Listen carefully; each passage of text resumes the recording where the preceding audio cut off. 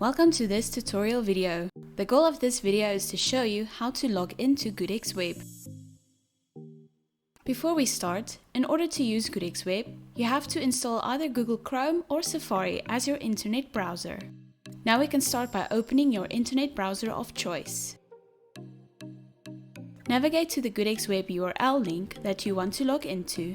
You can save the URL as a bookmark to make future navigation easy and quick.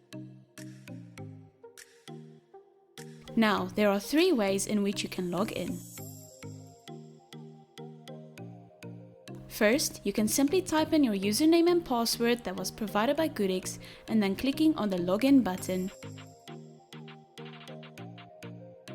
Second, you can log in via face recognition if you have set it up as such.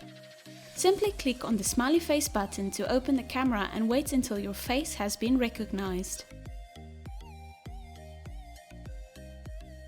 And third, you can use a key fob if you have set it up as such.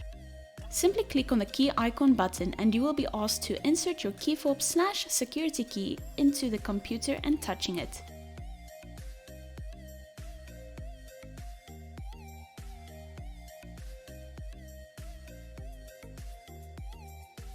You're now logged into your GoodX Web.